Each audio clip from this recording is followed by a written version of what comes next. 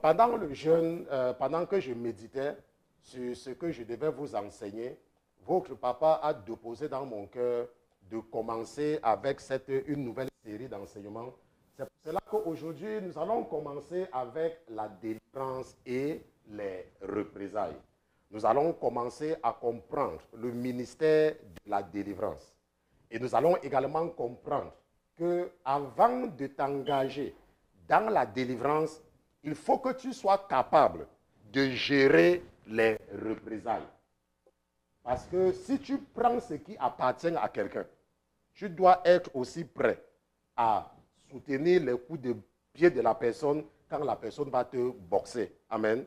Et le diable, lui, il est sérieux quand il a déjà attrapé sa proie. Nous allons partir tous ensemble dans le livre des Actes. Allons dans Actes chapitre 16 et nous allons regarder un cas très intéressant là-bas. En fait, nous aurons deux passages de base, Actes chapitre 16 et Actes chapitre 19, qui nous racontent la délivrance et comment est-ce que l'ennemi se comporte face à cela. Actes chapitre 16 et nous allons lire à partir du verset 16. Maintenant, la Bible dit que quoi? La Bible dit que comme nous allions à la prière, je tiens à rappeler ici là que Paul est en train de parler de Paul et Timothée et les autres. Parce que ici, Paul est avec Timothée. Et ici là, ils sont à Macédoine. Et plus précisément dans la ville de Philippe, qui était, n'est-ce pas, une province de la Macédoine. Donc c'était une colonie de la Macédoine. Quelque chose. Donc ils sont à Philippe, donc à Macédoine. Et Paul dit donc, et comme nous allions à la prière, une servante qui avait un esprit de python et qui procurait un grand profit à ses maîtres en devinant. Je voudrais que nous nous arrêtons ici là pour comprendre ce que c'est que deviner, n'est-ce pas, l'esprit de la divination. Et si nous regardons très bien le mot deviner, divination, en français, ici, on fait ressortir deviner. Deviner. Ça veut dire que quoi? Ça veut dire que quoi? C'est comme ça que les charlatans attrapent les gens. Si tu es une femme, qu'est-ce qui peut t'amener chez un marabout? Réfléchissons. On n'a pas besoin du Saint-Esprit ici. On n'a pas besoin ici là que le Saint-Esprit nous parle. Si tu t'assois quelque part et une femme vient te consulter pour un problème, quels sont les problèmes qu'elle peut te poser? Si ce n'est pas que son mari dérange à la maison, c'est que l'enfant ne se porte pas bien. Est-ce que c'est compliqué? C'est compliqué, grand frère? Ce n'est pas compliqué. Est-ce que c'est compliqué? Si une femme vient te voir, deux choses évidentes. Soit le mari la dérange. Ça veut dire que le mari est en train de regarder une autre femme et elle est inquiète de son mariage. Soit l'enfant est malade. Ça veut dire que quoi? Ça veut dire que si je suis malade et je m'assois sur ma chaise et une femme vient cogner à ma porte et elle dit, malade, je suis venu te voir, je vais deviner son problème. Et c'est compliqué de deviner. Et quand je vais partir dans un sens, je vais me rendre compte qu'elle n'a pas encore secoué la tête, je vais partir dans l'autre sens, elle va secouer la tête là-bas. Elle va seulement secouer la tête là-bas. L'esprit de la divination, et c'est ça que je voudrais vous aider à comprendre sur les rêves. Ce ne sont pas tous les rêves qui viennent de Dieu. Non. Il y a des rêves que c'est le diable qui donne. Et il y a des rêves que si tu commences à croire à ces rêves-là, tu ouvres une porte à un esprit. Par exemple, Dieu a dit qu'il ne peut pas utiliser les morts pour parler aux vivants. C'est dans la Bible, non? Maintenant, supposons que tu rêves et ta mère ou ta grand-mère qui est morte vient te dire que ne pars pas là-bas demain, tu vas faire l'accident. Et tu te lèves le matin, tu appelles le pasteur. Pasteur Christian, j'ai rêvé. Ma grand-mère m'a dit que je ne dois pas partir là-bas. Hé, pasteur, ça veut dire que quoi le rêve là? Ça ne veut rien dire. Dieu ne va pas utiliser quelqu'un qui est mort pour te faire passer un message. Attends, donc ça veut dire qu'il n'y a plus les vivants sur la terre. Maintenant, qu'est-ce qui va se passer si tu commences à croire aux rêves où les morts se présentent? C'est un esprit qui est en train de vouloir entrer dans ta vie. C'est un esprit. Et à partir du moment où cet esprit va savoir que tu crois déjà à ce qu'il te montre, il va maintenant commencer à te montrer beaucoup de choses et c'est comme ça qu'il va entrer dans ta vie. C'est pour ça qu'il y a certains rêves que quand tu rêves, quelle que soit la beauté du rêve, tu annules. Tu annules seulement. Et tu dis que je rejette ça. Je ne crois pas à ça. Et comme cela, l'esprit saura qu'il ne peut pas entrer dans ta vie. Maintenant, la Bible nous dit que quoi? Que une servante qui procurait un grand profit à ses maîtres en devinant, nous rencontra. Ayant suivi Paul et nous, elle s'écria en disant, ces hommes sont des serviteurs du Dieu très haut, qui vous annonce la voie du salut. Donc vous croyez que les gens qui sont possédés là ne reconnaissent pas le pasteur? Ils connaissent bien secouer la tête devant le pasteur. Oh pasteur, oh homme de Dieu, oh pasteur, non, c'est pasteur, pasteur, ça c'est un vrai pasteur, ça c'est un vrai pasteur. Tout ça, ils connaissent. Tout ça, ils connaissent. La Bible dit au verset 18 que, et elle fit cela pendant plusieurs jours, mais Paul, en étant importuné, se retourna et dit à l'esprit, je te commande au nom de Jésus-Christ de sortir de cette fille. Et il en sortit au même instant. J'ai déjà fait une série d'enseignements sur cette partie. Je ne vais pas m'élaborer là-dessus, parce que ce n'est pas ça l'objet de l'enseignement de cette série. N'est-ce pas? J'ai déjà expliqué ceci là. Nous n'allons pas nous attarder dessus. Ok? Je ne veux même pas chercher à m'attarder dessus. Allons au verset suivant. Maintenant, ça c'est ce qui est intéressant et c'est ce qui nous intéresse. Mais ces maîtres, voyant qu'ils avaient perdu l'espérance de leur gain, se saisirent de Paul et de Silas et les traînaient sur la place publique devant les magistrats. N'est-ce pas? Ces maîtres, voyant qu'ils avaient perdu l'espérance de leur gain. Qu'est-ce que nous voyons ici là? Nous voyons le principe de la délivrance et des représailles. Paul a fait du bien. Paul a fait du bien. Paul a sauvé une personne. Paul a aidé. Est-ce que ce que Paul a fait est mauvais? Paul a aidé. Il a aidé cette jeune fille ou cette jeune femme qui était possédée. Il l'a aidée. Maintenant, elle pourra maintenant être libre. Mais le problème, c'est quoi ici? Le problème, c'est qu'il y avait des gens qui profitaient d'elle. Et ce sont les gens qui profitaient d'elle qui vont s'attaquer à Paul. Je ne sais pas si quelqu'un ne comprend ce que le pasteur dit. Peut-être quelqu'un ne comprend ce que le pasteur dit. Peut-être quelqu'un n'a pas encore compris. Je dis que quelqu'un n'a pas encore compris. Il y a des gens qui sont dans des familles païennes. La seule raison pour laquelle ta famille déteste le pasteur, c'est parce que le pasteur t'aide à ne pas être leur esclave. Ce n'est pas que le pasteur n'est pas un bon pasteur, hein, mais c'est parce qu'ils savent que tant que tu écoutes le pasteur là, tu ne seras pas asservi à leur esclavage. C'est la seule raison pour laquelle. Pourquoi? Parce que si eux-mêmes ont des problèmes, ils vont venir voir ton pasteur. Mais pendant qu'ils n'ont pas de problème, ils vont détester ton pasteur. Maintenant, le pasteur est conscient de la délivrance et des représailles. Ça veut dire quoi? Ça veut dire que lorsque tu es engagé dans le ministère de la délivrance ou dans le ministère pastoral, tu dois être conscient de la réaction des gens.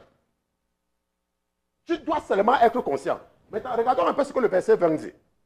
Et les ayant menés au prêteur, il leur dit, ces hommes troublent notre ville. C'est vrai.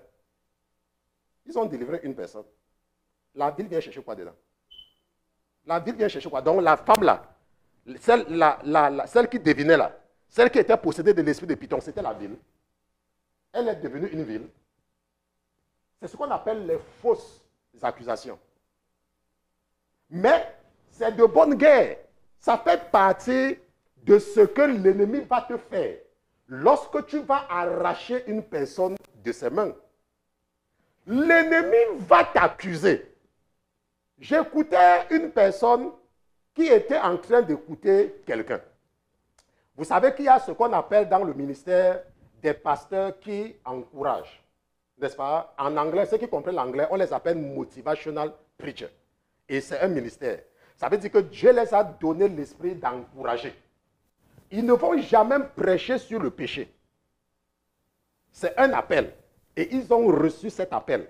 Mais beaucoup de personnes qui ne comprennent pas vont croire que ce sont les pasteurs du diable. Non. Dieu a oint certaines personnes pour encourager ses enfants. Et quand ces gens-là prêchent, vous vous sentez à l'aise. Et vous ne vous sentez pas coupable. Et ça vous encourage. C'est aussi un ministère. Parce que la prédication, ce n'est pas seulement que tout le temps on te bombarde avec le péché. On te bombarde avec le péché. Tu as péché, tu as parti en enfer, tu as parti en enfer. Non. Parfois, c'est comme un enfant. Parfois, tu veux encourager l'enfant. Parfois, tu tapes l'enfant et tu l'encourages. Parfois, tu tapes l'enfant et tu le prends, tu mets sur tes pieds, tu dis que oh, ça va. C'est comme ça, c'est tout à fait normal, n'est-ce pas? Donc, c'est un peu cela. Maintenant, ce que nous voyons ici, c'est que Paul et Silas et Timothée et les autres, qu'est-ce qu'on fait? On porte maintenant des fausses accusations sur eux. Ce qu'ils ont fait, c'est bien. Mais on porte des fausses accusations. Et je disais donc qu'il y a donc une personne qui était en train de lire, qui était en train de suivre un pasteur qui encourage. Et ce pasteur est en train de dire que je connais tes problèmes, je connais tes problèmes. Je sais que pour le moment tu es dans des problèmes, mais sache que Dieu ne t'a pas oublié et que Dieu est en train de voir tes pleurs. Dieu ne t'a pas oublié. Et la personne était en train de suivre, la personne était contente et tout et tout et tout. Mais ce qui m'a intéressé, c'est ce qui m'a intéressé, c'est qu'après ça, le pasteur là, comme c'est un technicien, il a dit que mais ne pense pas que tu es parti chez un marabout pour avoir le mari là, ça veut dire que tu as raison. Hein? La personne a baissé le volume vite, vite, vite. La personne a baissé le volume. Vite, vite, vite. La personne a baissé vite le volume parce que la partie là, ce n'est pas la partie qu'on voulait entendre. Quand nous sommes en train d'accuser, je me rappelle un jour, on me demande de ne pas partir là-bas. Maintenant, quand tu veux accuser quelqu'un, il faut être sûr, je voulais vous dire que chez moi, on a dit qu'on ne va pas parler de ça. Il faut être sûr que tu as raison. Hein. Il faut être sûr que tu as raison. Hein. Prenons un exemple. Je vais vous donner un exemple. Je voulais vous donner un exemple. On a dit qu'on ne parle pas là-bas. Je vais chercher un exemple là maintenant sur le chat. Parce que l'exemple que je voulais vous donner, l'esprit m'a dit que non, ne prends pas cet exemple-là. Ça va, n'est-ce pas, identifier certaines personnes. Prenons un exemple. Supposons que tu empruntes l'argent de quelqu'un. Supposons. De quelqu'un et tu ne rembourses pas cet argent, n'est-ce pas?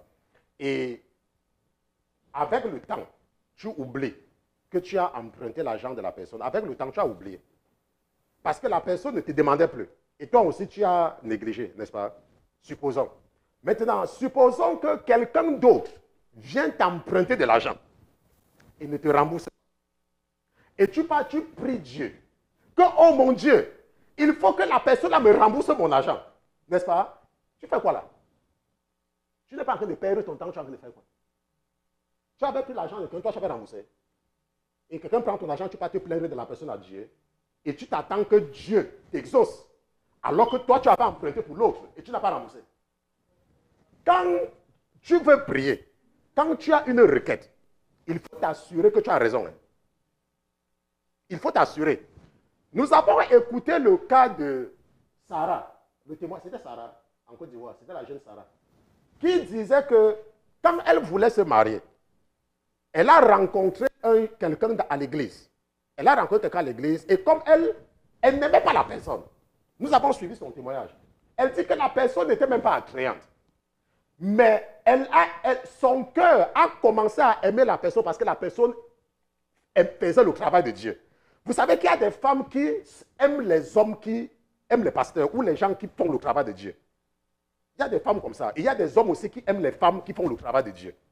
Maintenant, ce garçon-là, parce qu'il la voulait, est venu lui dire que je vais t'épouser. Vous voyez? Maintenant, et elle avait accepté parce que le gars-là priait souvent à l'église. Il dirigeait souvent la prière à l'église. Mais par derrière, il avait une copine avec qui il faisait leurs choses, n'est-ce pas? Et il avait engrossé cette copine jusqu'à ce qu'ils ont fait 2 enfants. C'est ce qu'elle raconte. Ce n'est pas ces 2 enfants ou combien de choses. Maintenant, ce qui se passe, c'est que maintenant, supposons que cette jeune fille nous a dit que quand elle s'est rendue compte, elle a mis fin à la relation. Et supposons maintenant que le gars là, lui, il va prier à Dieu qu'elle l'a abandonné. Vous croyez qu'est-ce qui va se passer? Rien. Pourquoi? Parce que tu voulais obtenir quelque chose par la déception. On se comprend? Donc, en ce moment-là, tu ne peux pas dire que Dieu ne t'exauce pas. Attends. Parce que tes intentions aussi n'étaient pas bonnes. Parce que tu as utilisé la ruse pour obtenir quelque chose. Je ne sais pas si on se comprend. Donc, quand tu es en train de prier, il faut être sûr que tu as raison. Voilà. Maintenant, verset 21. Ce sont des Juifs. Et ils enseignent une manière de vivre qu'il ne nous est pas permis de recevoir ni de suivre à nous qui sommes Romains. Alors la foule se souleva contre eux.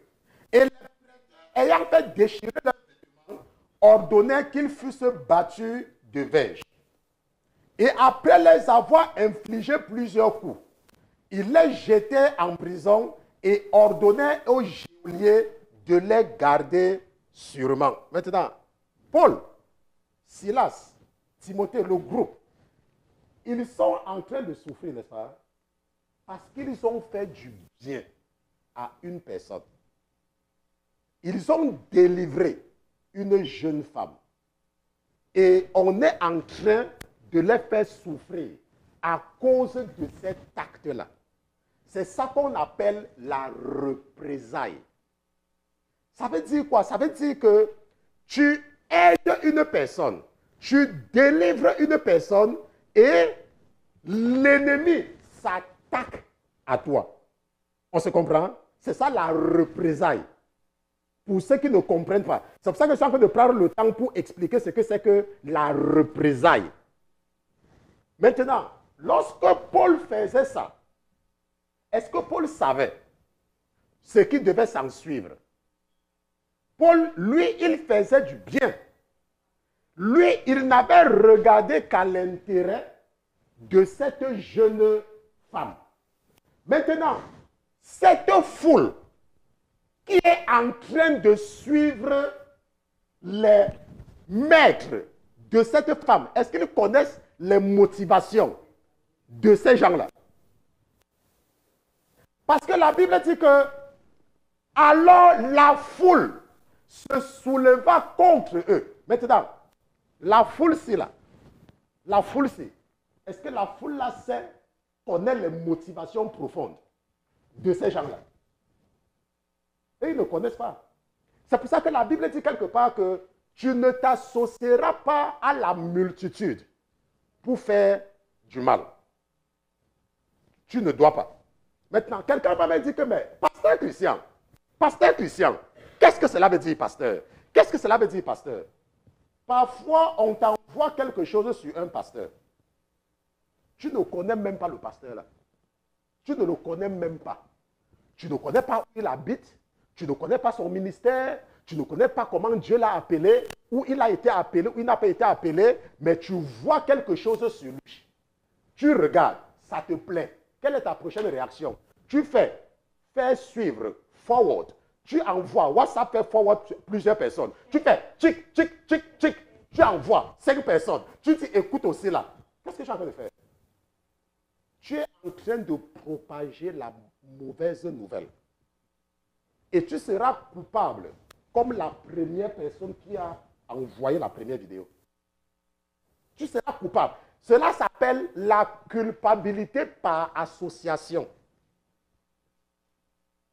Si tu n'es pas sûr de quelque chose, quelqu'un t'a envoyé une vidéo sur un pasteur, ou sur tu finis de regarder, tu dis que ok, parce que c'est venu dans ton téléphone, tu as quand même regardé, et puis c'est fini, n'est-ce pas? Tu laisses ça là, et tu continues ta route. Parce que tu ne connais pas, tu n'as pas les détails du problème. La Bible dit que la foule se souleva contre eux. Et les prêteurs ayant fait déchirer leurs vêtements. Donc nous voyons que lorsque l'ennemi est en train de se venger contre toi, ce qui se passe, c'est que quoi? L'ennemi commence à inventer. L'ennemi commence à raconter, à dire des choses sur toi. On se comprend? C'est pourquoi? Parce que tu as délivré, parce que tu as arrachés, parce que tu les empêches de gagner quelque chose, parce que tu as mis fin à un profit. Nous sommes en train de parler ici du cas de Paul et de Silas, parce que ici, là, nous regardons d'abord sur le plan physique. Mais nous allons revenir par la suite sur le plan spirituel. Parce que ici, Dieu nous aide à voir physiquement. On se comprend? Dieu nous aide à voir physiquement. La Bible dit au verset 23 que, et après les avoir infligé plusieurs coups, il les jetait en prison et ordonna au geôlier de les garder sûrement. Ayant reçu cet ordre, celui-ci les jeta dans la prison intérieure et serra leurs pieds dans des entraves. Sur le minuit, Paul et Silas, étant en prière, chantaient les louanges de Dieu et les prisonniers les entendaient. Et je suis sûr qu'il y a des gens, il y a des chrétiens, que si ça les arrive, même si le pasteur les appelle, ils vont me prendre le téléphone. Ils vont dire que tu nous as trompés. Comment tu nous dis que Jésus sauve et guérit et nous sommes en prison? Comment tu dis que Jésus sauve et guérit et j'ai perdu mon travail? Comment tu dis que Jésus sauve et guérit et mon enfant est mort? Pourquoi tu dis que Jésus sauve et guérit et ma femme m'a quitté? Comment tu dis que Jésus sauve et guérit? Vous savez, c'est exactement ce qui se passe.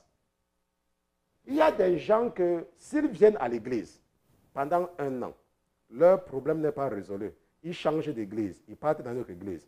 S'ils partent dans l'autre église, ils restent là pendant 2 ans. Leur problème n'est pas résolu. Ils changent d'église, ils partent dans l'autre église. Ils arrivent dans l'autre église. Maintenant, quand j'étais en formation à New York, il y avait certaines personnes que quand ils venaient, ils disaient que, pourquoi est-ce que vous faites comme ça? Il ne faut pas faire comme ça. Il faut faire comme là-bas. J'ai dit que mais, si ce qu'on faisait là-bas était bien, pourquoi tu n'es pas resté là-bas, tu es venu ici? C'est comme ça que nous on fait ici. Si ce qu'on fait ici ne te plaît pas, rentre là où tu étais, là où tu as vu qu'on faisait qui était bien. Ce sont les ambassadeurs, n'est-ce pas? Maintenant, ce que la Bible nous dit, c'est que, et tout d'un coup, il se fit un grand tremblement de terre, en sorte que les fondements de la prison furent ébranlés, et en même temps, toutes les portes furent ouvertes, et les liens de tous furent rompus. Alors, le geôlier s'étant réveillé, et voyant les portes de la prison ouvertes, tira son épée et allait se tuer, croyant que les prisonniers s'étaient sauvés. Mais Paul, d'une voix forte, s'écria, « Ne te fais point de mal, car nous sommes tous ici. » Alors le geôlier, ayant demandé de la lumière, entra promptement et tout tremblant se jeta aux pieds de Paul et de Silas.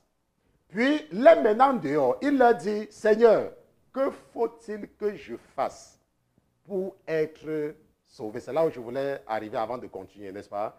Il dit, « Seigneur, que faut-il que je fasse pour être sauvé? » Il lui dit, « Crois au Seigneur Jésus-Christ et tu seras sauvé, toi et ta famille. » Maintenant, nous savons que ce n'est pas vrai, n'est-ce pas? Nous savons que ce n'est pas vrai. Nous qui sommes déjà en Christ, n'est-ce pas? Nous qui sommes déjà matures, il ne suffit pas seulement de croire. Il faut faire ce que Jésus te dit, n'est-ce pas? Bon, ça veut dire, nous on sait. Pourquoi nous on sait? Parce que nous sommes en Jésus. Mais ça s'appelle la relation, le département des ressources humaines du christianisme. Ça veut dire que quand tu veux gagner une âme, comme c'est geôlier, est-ce qu'il connaissait Jésus? Pourquoi est-ce que tu dois te lancer dans les longs discours avec lui? Quand tu es en train de parler à quelqu'un qui ne connaît pas Jésus, tu n'as pas besoin de trop parler. Tu fais comme on lui a dit là. Crois seulement à Jésus et tu seras sauvé. Vous croyez que moi, si je savais ce qui m'attendait comme pasteur, je devais accepter. Hein? Je ne devais pas accepter. C'est le travail. Hein? C'est le travail. Hein? Ha ha! Mes cheveux sont devenus blancs en quelque temps. Oh. Chaque fois, mes cheveux blanchissent. C'est le travail. Hein? Mais vous croyez que quand Dieu met dans le cœur de l'enfant de grandir, vous pensez qu'il dit à l'enfant que demain il va travailler? Dieu montre seulement à l'enfant les avantages des grandes personnes. Et l'enfant dit que moi aussi, je devais devenir grand. N'est-ce pas? Lorsque tu es en train d'évangéliser et que tu sais qu'une personne n'a pas Jésus, n'entre pas trop dans les longs discours. Ce n'est pas important puisque la personne ne connaît pas le Seigneur. La personne ne comprend rien aux choses spirituelles. Tes longs discours là vont seulement décourager la personne. La personne n'a pas besoin de savoir qu'il ne faut pas pécher, il ne faut plus aller en boîte de nuit. Attends, le problème c'est quoi? Tu n'as pas besoin d'entrer dans ça avec quelqu'un qui ne connaît pas Jésus. Ce que tu fais au départ, tu présentes seulement à la personne ce qui est bien en Christ. Quand la personne va venir, personne ne va dire à la personne, grand frère, ce que nous on voit, oh, lui-même il va voir. Ça, c'est ce qu'on appelle les techniques de l'évangélisation. N'est-ce pas? Mais il y a des gens, tu es en train de vouloir parler de Jésus à quelqu'un qui ne connaît pas Jésus. Tu lui dis que non, Jésus n'est pas comme boire la bière. Jésus n'est pas... Il faut le laisser boire sa bière et fumer sa cigarette. Toi, dis-lui seulement que Jésus est bon. Quand il te pose les problèmes sur ses dettes, tu dis que non, si tu viens à Jésus, il va résoudre tes dettes. Est-ce qu'il sait comment Jésus va résoudre ses dettes? Il ne sait pas. Que quand il va venir à Jésus, quand il va abandonner la cigarette, c'est l'argent qu'il va économiser, non? Quand il va abandonner les boîtes de nuit, quand il va en boîte de nuit dépenser combien? En une seule soirée, beaucoup d'argent. Quand il va abandonner les boîtes de nuit, c'est l'argent qu'il va économiser, n'est-ce pas? Quand il ne va plus courir après 6 femmes à la fois, premier bureau, il faut payer le loyer du premier bureau. Deuxième bureau, il faut payer le loyer avec le savon chez le deuxième bureau. Troisième bureau, il faut s'occuper du troisième bureau avec toutes ses charges. Tu vas économiser comment? Mais quand il va venir en Jésus, Jésus va nettoyer son cœur, il va mettre sa vie en ordre. Et l'argent qu'il dépensait sur le troisième, quatrième et cinquième bureau, là, ça sera de l'économie. Et c'est comme ça que sa vie va devenir en ordre. Et c'est comme ça qu'il va payer ses dettes. Mais tu n'as pas besoin de lui dire que de ne pas prendre boîte de nuit. Tu lui parles seulement de Jésus.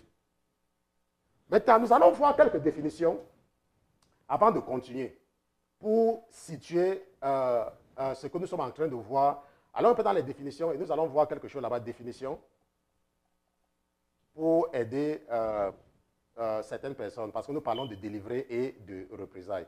Allons un peu dans les définitions et regardons quelque chose ici. Quand on parle de délivrer, parce qu'on ne délivre pas seulement la femme qui est possédée du python. Hein. Ce n'est pas seulement ça la délivrance. Et nous allons voir ce que c'est que la délivrance. C'est quoi la délivrance? Quand on dit qu'on délivre une personne, c'est qu'on tire la personne de la captivité. Nous allons également voir la définition de captivité. Maintenant, ça veut dire que rendre libre, indépendant. Hein? Ça veut dire que si tu n'es pas libre, si tu n'es pas indépendant, ça veut dire que quoi? Que tu as besoin de délivrance. On est d'accord? Le faire sortir d'un état de dépendance, délivrer quelqu'un de la captivité, de l'esclavage, de ses liens, débarrasser quelqu'un d'une contrainte, d'un mal, d'un sujet d'inquiétude. On voit ici. Donc, délivrer, c'est débarrasser quelqu'un d'une contrainte, d'un mal, d'un sujet d'inquiétude. C'est rendre libre. Rendre indépendant. OK? C'est faire sortir d'un état de dépendance. C'est tirer de la captivité. Et si nous regardons la captivité, c'est l'état d'une personne privée de liberté pendant une période plus ou moins longue. C'est l'emprisonnement dans les limites naturelles ou créées par l'homme. Quand on dit que tu es captif, ça veut dire que quelqu'un crée un environnement où tu ne peux pas sortir. Quelqu'un crée un environnement. La personne te garde à l'intérieur. Le diable, quand lui, il te possède, il s'arrange pour que tu ne puisses pas sortir, que tu ne puisses pas faire certaines choses. Et tu es captif. Tu es captif. On dit que tu n'es pas libre. On dit que tu es captif quand tu es privé de ta liberté. Ça veut dire que tu n'as pas la liberté. Tu ne peux pas faire ce que tu veux. Dans la réalité, tu ne peux pas. Maintenant, ça veut dire que quoi? Si nous observons très bien, ça veut dire qu'on ne délivre pas seulement les fous. On ne délivre pas seulement les gens qui sont en train de faire... Ce n'est pas seulement eux qui ont besoin de délivrance. On est d'accord? Il y a les gens qui partent au travail le matin, qui rentrent à la maison le soir, mais qui ont besoin de délivrance. La délivrance, ce n'est pas seulement que quelqu'un est malade et on doit délivrer la personne. Non. Il y a des gens qui sont possédés. Il y a des gens qui sont captifs d'un système et qui ont besoin de délivrance. Prenons un peu le cas des enfants d'Israël. Quand ils étaient en Égypte, qu'est-ce qu'ils faisaient? Est-ce qu'ils étaient en prison? Ils travaillaient. Mais ils ne pouvaient pas jouir du fruit de leur travail. Ils étaient ils étaient à l'étranger. On se comprend. Si nous prenons le cas des enfants d'Israël en captivité en Babylone, ils n'étaient pas chez eux. Ils ne pouvaient pas faire ce qu'ils voulaient. Ils ne pouvaient pas, même comme ils se déplaçaient facilement en Babylone, ils ne pouvaient pas rentrer à Jérusalem. C'est pour cela que Cyrus va prendre le décret pour les autoriser à rentrer. Mais ils pouvaient se déplacer en captivité. Ils pouvaient travailler. Ils pouvaient avoir des maisons. Ils pouvaient se marier. Mais ils n'étaient pas libres. Ils étaient captifs. Laissez-moi vous dire, il y a des gens qui m'écoutent maintenant, qui sont captifs.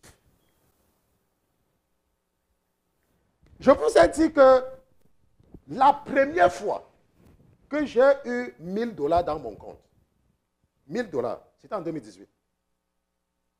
Je vous dis en 2018, que j'ai pu avoir, pour ceux qui ne comprennent pas ce que c'est que 1000 $, je vais écrire 1000 $ pour qu'ils comprennent. Et vous allez comprendre, 1000 $, que j'ai pu avoir 1000 $, que mon argent, c'était en 2018. Mais je suis sorti de mon pays pour aller à l'étranger en 2003. Et je suis arrivé aux États-Unis en 2009. C'était 2009. Oui, 2009. Et jusqu'en 2018, même pas 1000 $. Vous allez vous demander que mon argent partait. L'argent là partait. Il y a une femme qui travaillait dans une agence de transfert. Elle me connaissait déjà. Un jour, elle m'a demandé que, mais toi, tu travailles avant que tu envoies l'argent tout le temps comme ça. Elle me connaissait déjà. Elle connaissait mon nom. Quand je venais envoyer l'argent, elle ne me demandait plus que quel est ton nom. Hein. Elle tapait seulement mon nom sortait. Et elle dit que tu vas envoyer combien aujourd'hui?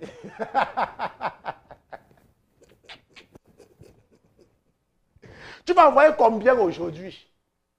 Un jour, j'ai travaillé parce que je développais les sites internet. Parce qu'à l'époque, là, c'était quand tu développais les sites internet pour les sociétés, on te donnait beaucoup d'argent. J'avais travaillé pour développer le site internet d'une société et j'avais demandé qu'on me paye 2000 $ pour développer le site là. Et on m'a donné l'avance de 500 $. J'ai gardé. Maintenant, j'avais ma petite soeur à qui j'envoyais toujours l'argent. Je ne l'ai jamais envoyé faire les enfants. Hein. Comprenons-nous. Tu as envoyé ta soeur faire les enfants. Je n'avais jamais envoyé faire les enfants. Voilà.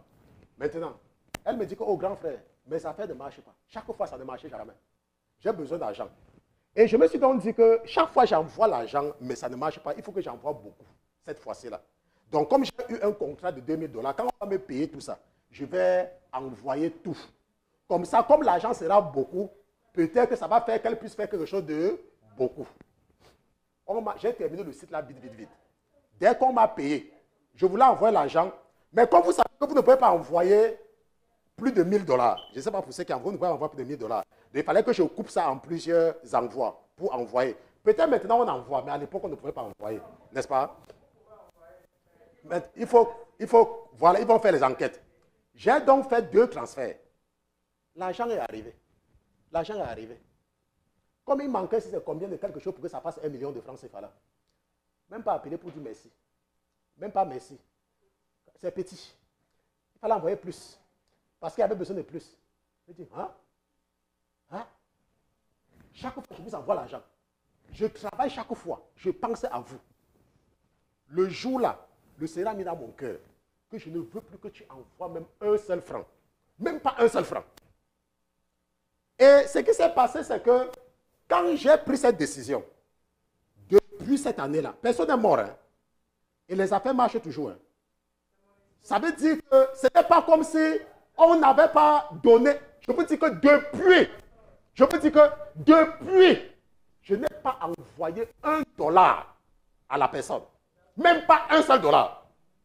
Et elle n'est pas morte. Hein. Et elle avait des enfants. Chaque fois, elle m'appelle. Oh, l'enfant ne se porte pas bien. Oh, et le père de l'enfant était là. Je lui ai dit, quand tu faisais les enfants là, c'est moi qui t'avais fait des enfants. Le père de l'enfant est là. Moi-même, j'aime mes enfants. Je veux m'occuper de mes enfants. Je vais acheter ce qu'ils vont manger. S'ils ne veulent pas manger, ils jettent la nourriture. Ce sont mes enfants. Le père des enfants là va aussi s'occuper de ses enfants. Les problèmes, vous connaissez la famille. Les problèmes avec qui? Je suis chez les Blancs. Vous allez venir chercher les problèmes chez les Blancs. Ce que je veux dire, c'est que parfois tu es prisonnier. Parfois l'ennemi utilise certaines personnes pour faire que tu travailles pour eux. Tu n'es pas prisonnier, tu n'es pas quoi? Tu n'as pas besoin de délivrance. Tu n'as pas besoin de délivrance. Tu as besoin de délivrance. Ce qui va se passer, c'est qu'un jour, tu vas écouter un pasteur raconter ton histoire. Tu vas croire peut-être que ton Dieu est venu te parler de toi. Non, c'est ce qu'on appelle la parole de connaissance. C'est un don spirituel. Et c'est comme ça que tu vas comprendre que toi-même, tu es prisonnier. Que toi-même, tu as besoin de délivrance. Parce que, écoutez un peu, une personne se lève le matin et passe en route. Un homme lui dit que, oh, quand je te vois, mon cœur fait des dents, poum, poum, poum. Et quand tu es passé hier, là, mon cœur est tombé dans mon cœur. Et que je veux seulement être avec toi pour que je sois avec toi jusqu'à. Parce que quand je te vois, belle marquise, quand je vois tes beaux yeux, là, je suis content. Deux personnes s'entendent sur les choses. Ils commencent à pondre les enfants. Et les enfants, là, deviennent ta responsabilité. Attends, ça ne va pas. Ça ne va pas. Deux personnes se sont entendues pour faire les enfants. Et c'est toi qui dois t'en occuper. Maintenant, si tu es prisonnier, si tu n'as pas reçu Jésus, pour que Jésus t'amène à comprendre que ce n'est pas ta responsabilité, on va toujours t'utiliser. Et tu vas passer ton temps à dépenser pour t'occuper des problèmes des autres. Mais quand tu es en Jésus, tu fais comme moi. Ma fille ne m'a pas vu pendant des années. Un jour, je suis resté. Elle m'appelle. Elle me dit que, mais papa, c'est comment? J'ai dit que, mais toi, tu es où? Elle dit que, papa. Immédiatement, tout ce que j'avais comme investissement, j'ai mis pour qu'elle vienne aux États-Unis. Pourquoi? C'est ma fille, non? Vous savez ce que mes soeurs ont dit? Tu nous as abandonnés. Maintenant, tu te occupes seulement de ta fille. Maintenant, je m'occupe seulement de ma fille. Donc, je vais m'occuper de vous et abandonner ma fille. Et c'est comme ça que la famille fait. Ta mère veut que tu t'occupes de ses enfants à elle. Et que tu ne t'occupes pas de tes enfants à toi. Demande à ta soeur quel est le nom de tes enfants. Parce que j'ai demandé ça un jour à l'une de mes soeurs. J'ai demandé à une de mes soeurs, quel est le nom de mes enfants? Tu m'appelles tous les jours pour que je t'envoie l'argent. Mon fils s'appelle qui? Après lui, celui qui vient après s'appelle qui? Elle ne connaissait pas. Elle ne connaissait pas le nom de mes enfants. Mais à chaque fois, on t'appelle pour te demander, pour te poser des problèmes. Mais on ne connaît pas le nom de tes enfants. Mais ça veut dire que quoi? Ça veut dire que si quelque chose t'arrive, qu'est-ce qui va arriver à tes enfants? Ils seront abandonnés à eux-mêmes. Ça veut dire que quand tu es vivant, tu dois t'occuper de qui? De tes enfants. En priorité. Écoutez-moi, je ne suis pas en train de dire de ne pas aider. Je suis en train de dire de ne pas être prisonnier. On se comprend? Ça, c'est important. Pour celui qui a compris, amen. Pour celui qui n'a pas compris, ce n'est pas mon problème. Nous allons partir dans le livre des Actes, Actes chapitre 2, 19. Et nous allons voir notre deuxième passage de base, parce que nous avons deux passages de base avant de rentrer dans la profondeur du message. Actes chapitre 19, on n'a même pas encore commencé. Quelqu'un dit que le passage n'a même pas encore commencé. Actes chapitre 19. Regardons à partir du verset 23. Maintenant, la Bible dit que, or, il arriva en ce temps-là. Ici, je vous rappelle que Paul ici est à Éphèse. Quand vous entendez parler de l'épître de Paul aux Éphésiens, n'est-ce pas? Éphèse, c'est cette ville-là. Et il avait établi une église là-bas et il écrivait aux chrétiens, n'est-ce pas, de temps en temps. Et ce sont ces lettres-là qui sont consignées dans un livre. Et on appelle ça, n'est-ce pas, Éphésiens. Or, il arriva en ce temps-là un grand trouble à l'occasion de la doctrine. En effet, un nommé Démétrius, orfèvre, qui faisait des sanctuaires de Diane en argent et qui donnait beaucoup à gagner aux ouvriers.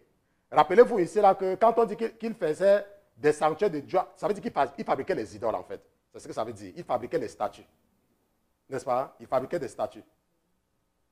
Les assembla avec ceux qui travaillaient à ces sortes d'ouvrages.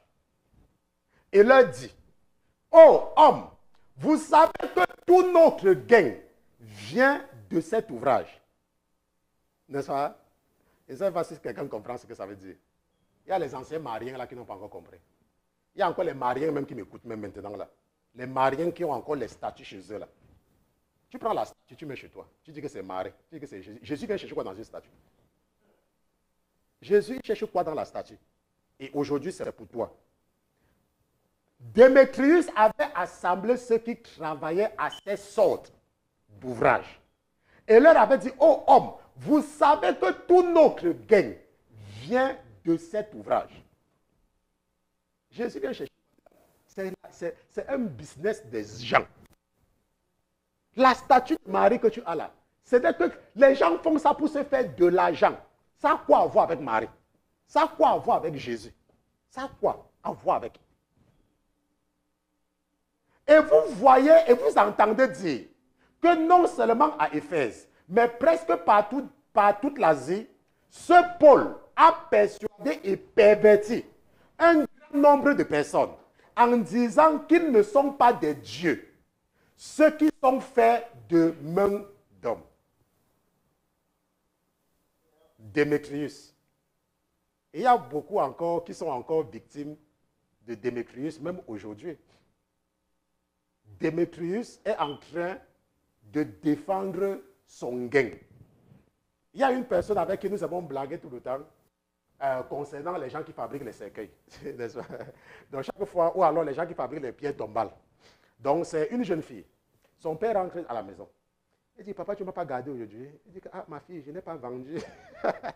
Maintenant, rappelez-vous que son père vend les pierres tombales. Donc quand il dit que papa, je n'ai pas vendu, ça veut dire que personne n'est mort. Personne n'est mort. Et il dit que, mais papa, et hier alors, même hier, quelqu'un n'est pas mort. Parce qu'aujourd'hui, tu es rentré, tu ne m'as pas gardé. Même aujourd'hui, tu es rentré, tu ne m'as pas gardé. Donc, vous voyez que l'enfant, là, son bonheur dépend du nombre de pierres tombales que son père vend.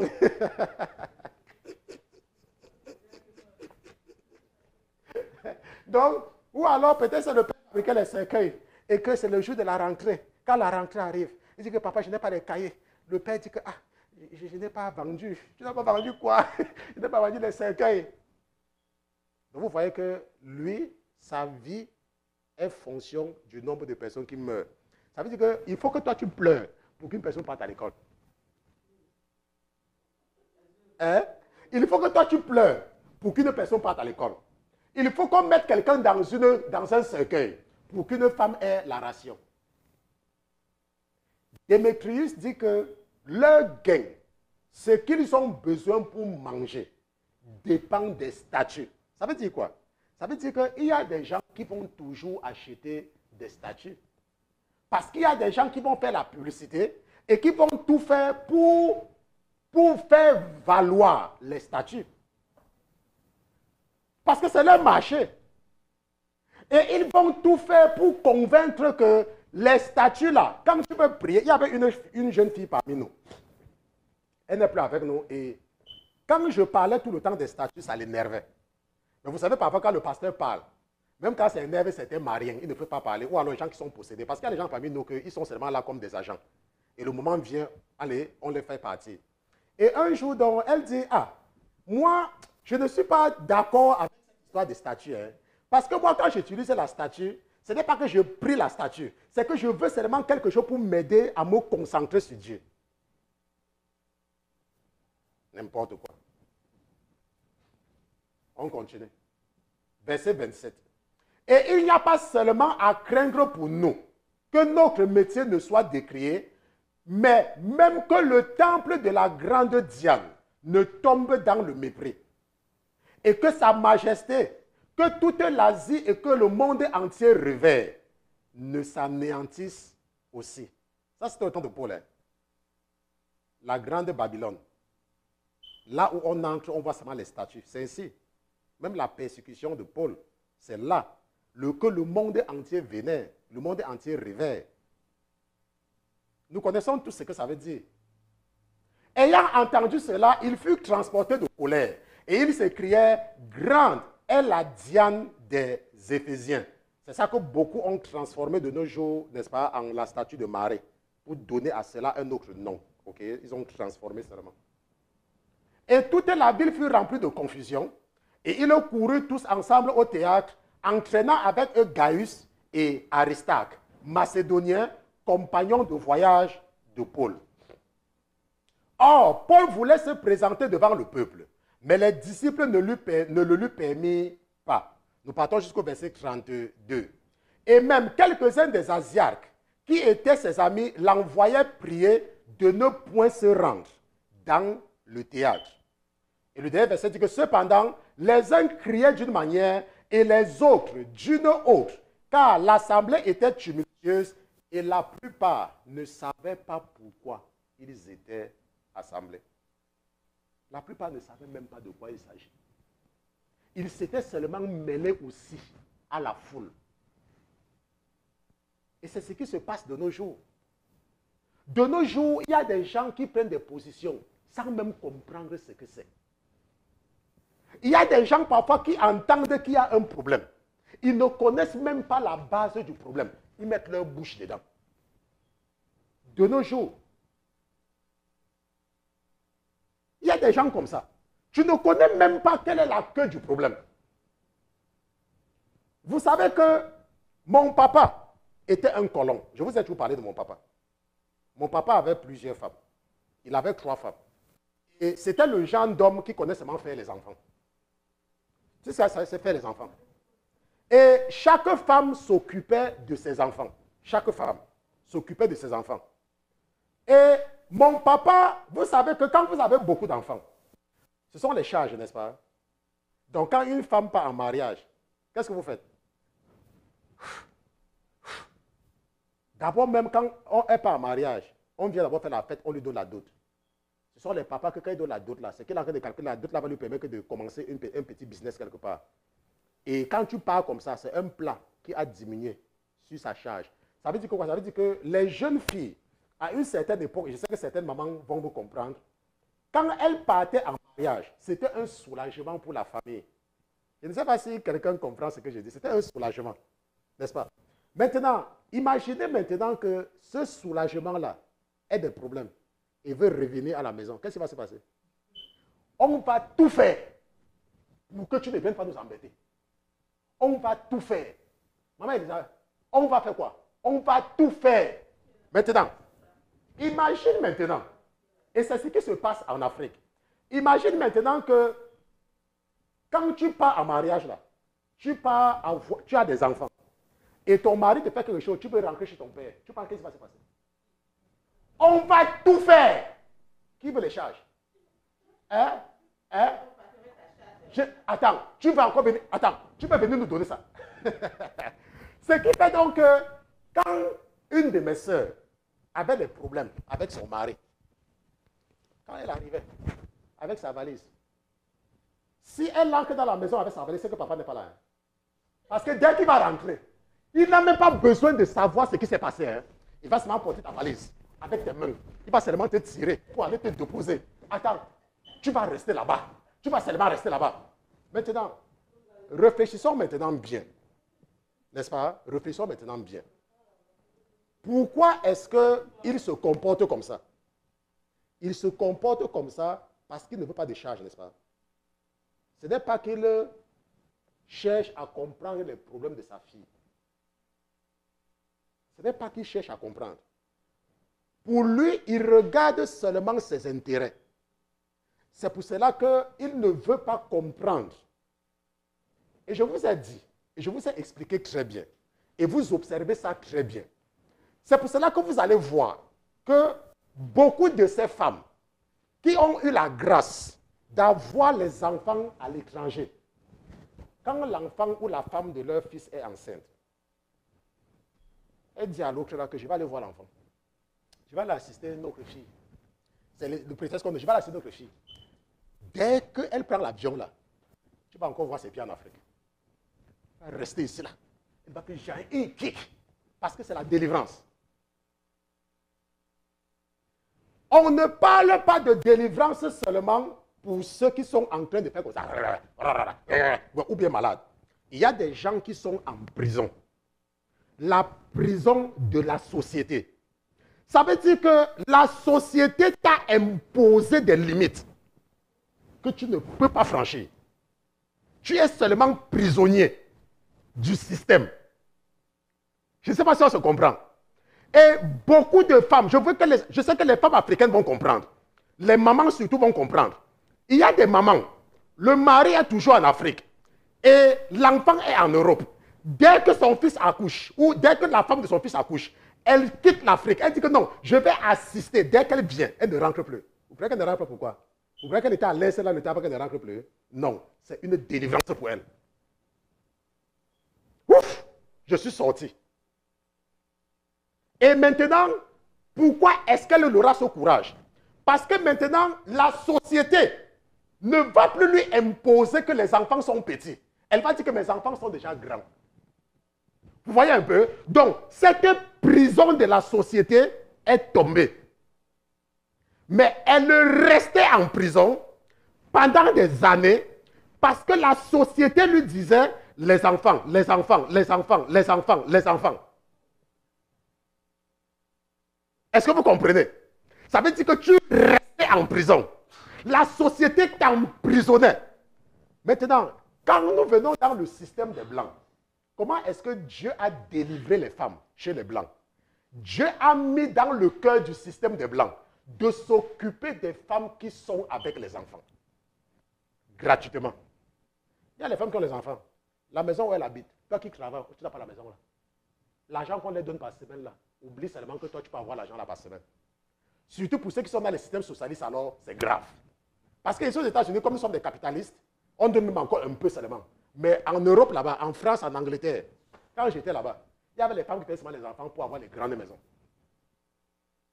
Ça, c'est une forme de prison définie par la société. Maintenant, nous allons voir la prochaine fois, parce que nous avons vu nos deux passages de base, nous allons maintenant voir quelques cas de délivrance du Seigneur, mais pas sur le plan-ci, parce qu'aujourd'hui, c'est surtout sur le plan physique. Nous allons regarder la délivrance sur le plan spirituel de Jésus, et à partir de là, nous allons comprendre comment est-ce que tu dois te comporter en tant que chrétien ou en tant que chrétienne quand Dieu t'utilise pour délivrer. Parce que ce ne sont pas toutes les délivrances qui viennent sans conséquence. D'abord, même très peu de délivrances. Il y a toujours ce qu'on appelle des représailles. Et il faut avoir de la patience. C'est pour ça que beaucoup d'enfants d'Israël, quand ils sont sortis de l'Égypte, certains sont rentrés. Parce qu'ils n'ont pas, parce que beaucoup les ont encouragés à retourner en Égypte. Pourquoi tu nous as fait sortir alors que là-bas on avait au moins l'ail? Mais ici, là, vous voyez, ce que certains ne comprennent pas, c'est que quand on te fait sortir d'un système de captivité, il y a toujours une période de transition avant de se stabiliser. Mais beaucoup ne comprennent pas ça. Et beaucoup ne peuvent pas supporter. Et préfèrent demeurer prisonniers. Et préfèrent demeurer prisonniers. Si tu n'as pas le courage, on va te délivrer. Toi-même, tu vas retourner en Égypte. Moïse les a fait sortir librement. Dieu a noyé l'armée de Pharaon, mais certains ont trouvé l'autre chemin pour retourner en Égypte. Et beaucoup retournent en Égypte. Par manque de courage, par manque de supporter la période transitoire. On se comprend? Nous allons nous arrêter ici à cause du temps. Nous allons nous lever, nous allons prier. Allez!